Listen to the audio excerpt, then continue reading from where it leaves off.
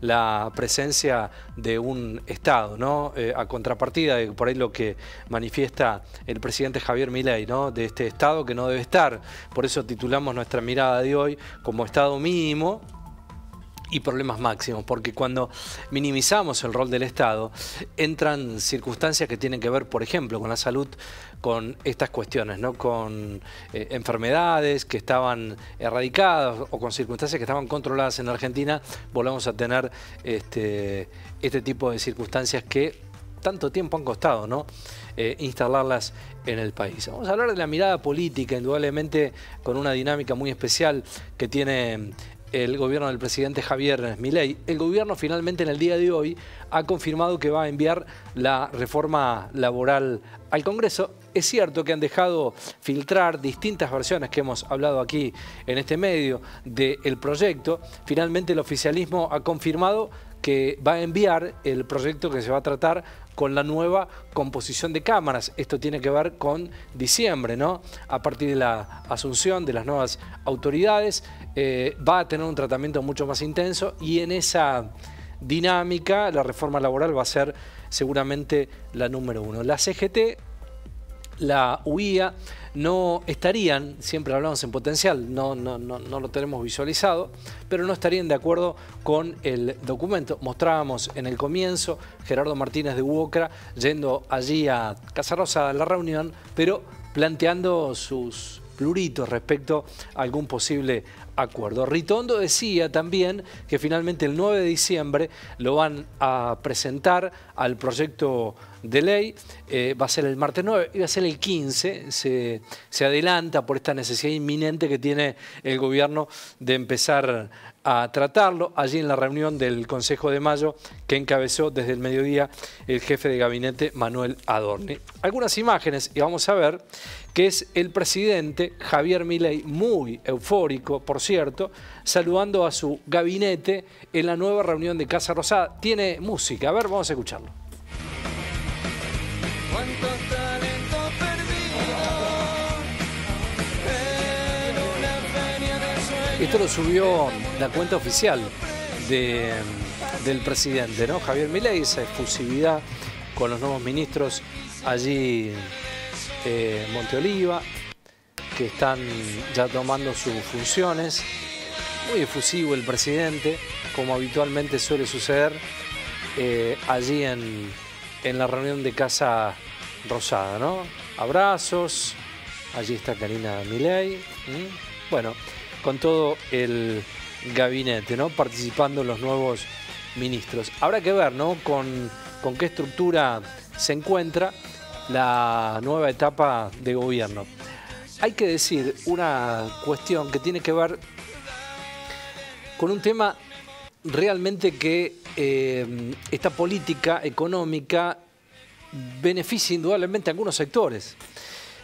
Whirlpool, hace algunas horas, esta empresa argentina, por falta de competitividad, según lo que han manifestado, para exportar, y también dicen desde la empresa con una enorme competencia nuevamente de productos importados, la empresa Whirlpool ha anunciado hace algunas horas el cierre de su fábrica de lavarropas.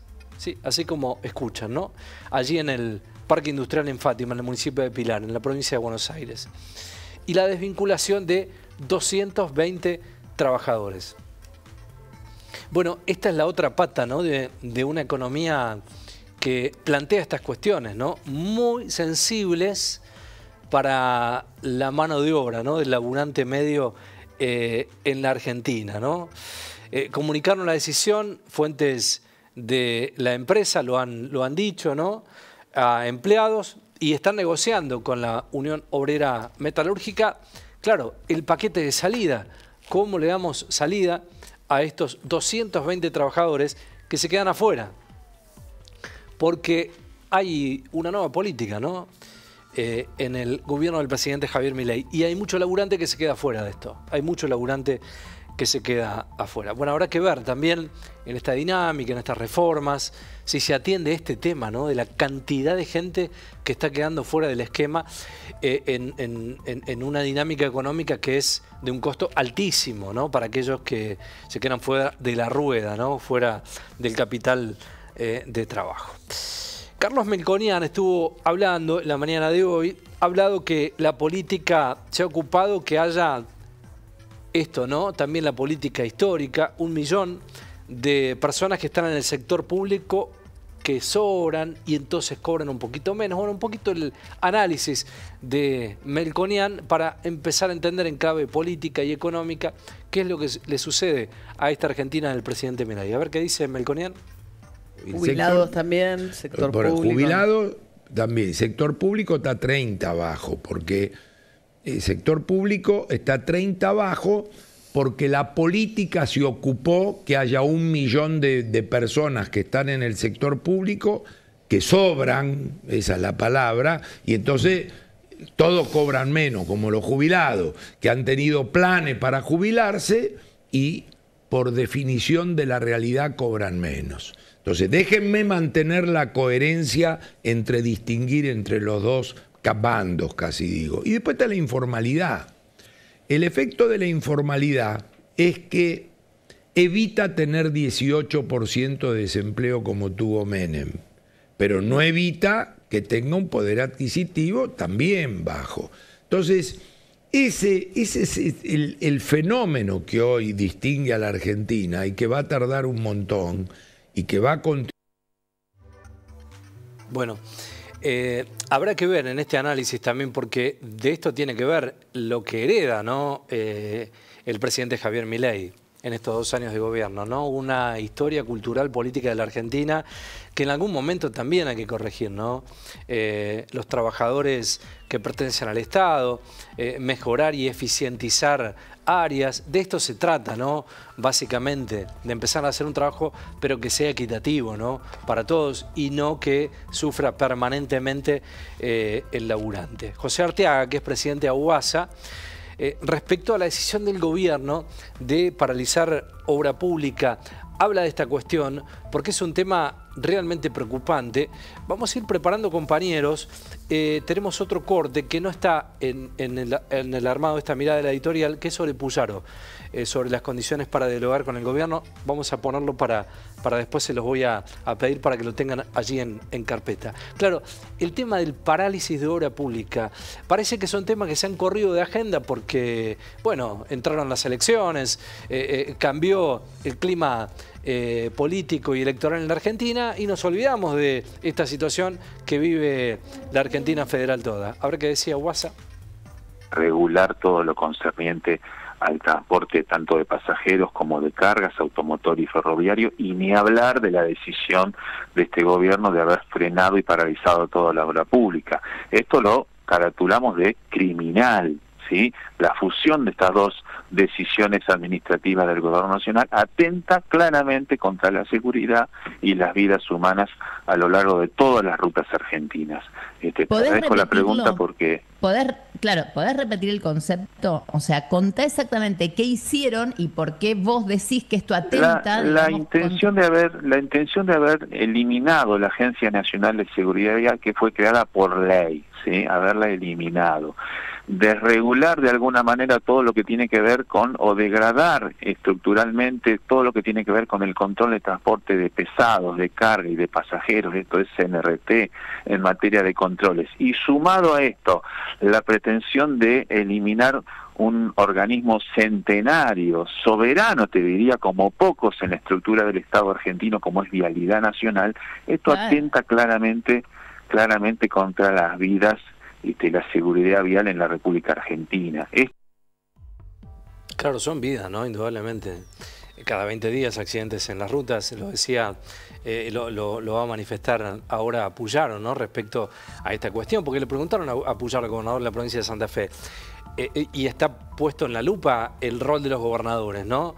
¿Qué hacen? ¿Le damos gobernabilidad como nos pasó en la primera etapa y después termina haciendo el gobierno lo que quiere? Pero claro, hay reclamos que vienen de larga data de los gobernadores al presidente Javier Milei. Y Puyaro habla de esta cuestión también, porque manifiesta el tema de las condiciones de las rutas que se expresan en la muerte de los vecinos de Santa Fe, en el caso de lo que manifiesta Puyaro. Córdoba, Entre Ríos, San Juan, digo, las provincias están con una situación vial caótica, tremenda, y son temas que indudablemente uno imagina en el condicionamiento para negociar la reforma laboral que se viene en la Argentina, lo van a poner sobre tablas. A ver qué decía Puyaro. No es que no me siento con Santilli porque no me quiero sentar. Digo, prefiero que cuando nos sentemos haya 2 o 3 temas que se puedan resolver. ¿Cuáles son esos 2 o 3 temas? Bueno, las rutas nacionales para nosotros necesitan una inversión urgente.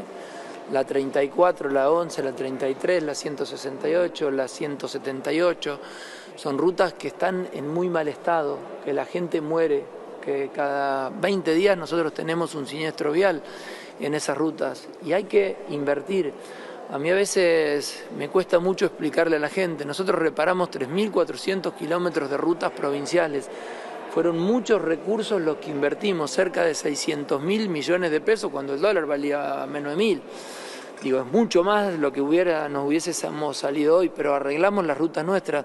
Pero las rutas nacionales están muy rotas, la gente rompe cubiertas, la gente rompe los autos y a veces por esquivar un pozo se mata.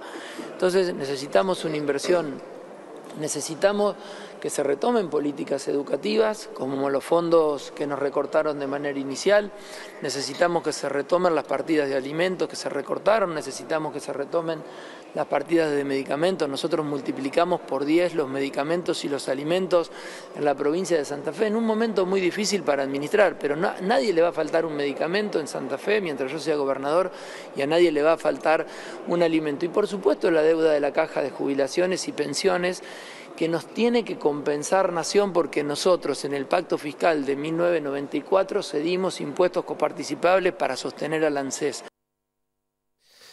Bueno, algunas cuestiones que manifestó el gobernador, el tema de salud, el tema de la caja de jubilación es un tema no resuelto que también Córdoba ha tenido un fallo recientemente y 3.400 kilómetros de ruta reparadas por la provincia de Santa Fe, 600.000 millones de pesos. Están haciendo las provincias algo, digo, presidente, ¿no? Porque el tema era ¿no? ¿Qué van a hacer los gobernadores? Bueno, y han hecho lo que se ha podido hacer, pero han hecho, ¿no? Ante la inacción del Estado Nacional. Pero es un tema que indudablemente uno imagina que está en etapa de negociación, ¿no? O sea, bueno, hicimos hasta acá, nos pedís un cambio en las reformas que se vienen, pero, viejo, empiecen a mejorar un poco el escenario nacional de las provincias. Habló Flavia Rollón, la exsecretaria de Energía y Minería, dice respecto a los subsidios, ¿no? Hay que ir a un sistema que el Estado subsidie, parece una mala palabra esto, ¿no? Que lo que realmente necesita con una tarifa social ampliada. El subsidio no es una mala palabra, digo, tenemos que tener en cuenta que este concepto es clave si se usa bien, si se eficientiza un criterio que en varios países han dado y muy bien. En Argentina se ha transformado en uso y abuso, ¿no? De la política. A ver qué decía Rollón.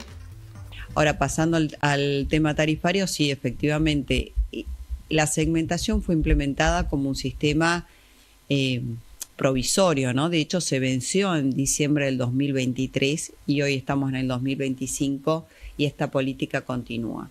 Que es lo conceptualmente era de que aquel que pueda pagar la energía, tanto energía eléctrica como el gas, efectivamente le pague y que el Estado subsidie a aquel que realmente lo necesita.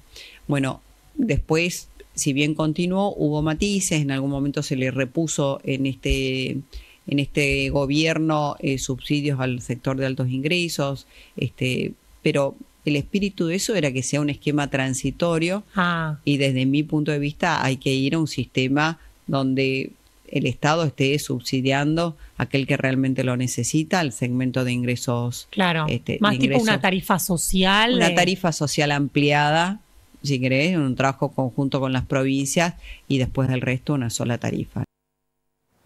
No es mala palabra hablar de subsidios, digo, en la Argentina.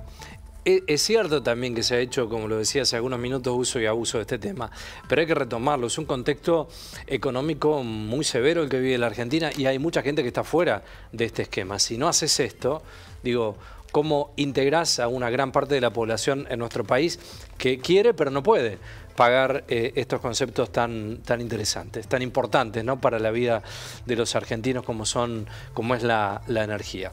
Guillermo Michel, que es diputado nacional por Entre Ríos, una propuesta muy interesante para el sistema tributario, para el debate que se viene en la Argentina. A ver qué decía Michel. Tiene que ser simplificado. Nosotros tenemos una propuesta que es simplificar el sistema tributario para las pymes, que cómo funcionaría. Hay un montón de colegas, ustedes son monotributistas, ¿no? Sí, claro. Mi señora fonoaudióloga también es monotributista. Por eso te lo digo, porque los veo sufrir haciendo la factura y todo. Cuando pasás el monotributo al régimen general, es como que te tirás del piso 20, ¿viste? Sí, sí. Cuando pasás al régimen general de ganancia de IVA, ¿qué opta la mayoría? Dejo de facturar. Sí, sí. O paso a estar en negro, para no pasarme del límite del monotributo. Bueno, tenemos armado un esquema que se llama Simple, que funciona en Brasil, que es desde ahí hasta el tope de micropymes, que por ejemplo para servicios son 266 millones de pesos, o anual o construcción son 800 millones de pesos, pagar un porcentaje de la facturación. Entonces no pasás a pagar IVA y ganancias. Pagás un porcentaje de la facturación, entre un 7,5 y un 10, y con esos resolvés los impuestos. No te cambia el régimen. No pasás a reposar el cripto. Claro, es un puente. La recaudación es bastante similar, lo tenemos estudiado porque hoy tenés muchas empresas, que esas pymes que están ahí, microempresas son, que para no pagar IVA, la verdad, o te meten muchas facturas trucha o no declaran todo. Entonces, si vos lo simplificás, vas a tener mayor nivel de tributación, mayor nivel de formalidad y le permitía a los tipos estar dentro del régimen regular de los impuestos. Ahora, para saber quién se opondría o quién no votaría a eso, ¿le pega primero a las arcas a lo que recauda Nación o lo que recaudan las provincias? No, lo tenemos previsto para que se compense, y tenemos previsto compensarlo con otros recursos también, para no afectar la recaudación. Okay. No afectar la recaudación y no afectar fundamentalmente la coparticipación, porque ganancias de IVA son coparticipables. Además te vuelvo a decir algo. Resulta que hay para darle 1.700 millones de dólares a 8 empresas y no hay para 680.000 micropymes.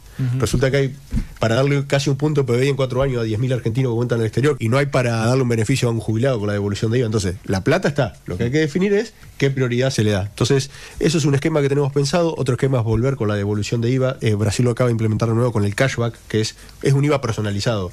¿Cuál es la crítica al IVA? Que es el impuesto más regresivo. ¿Por qué? Porque paga el mismo IVA el periodista o el operador que va y compra Coca-Cola que el dueño del medio. Paga el mismo IVA.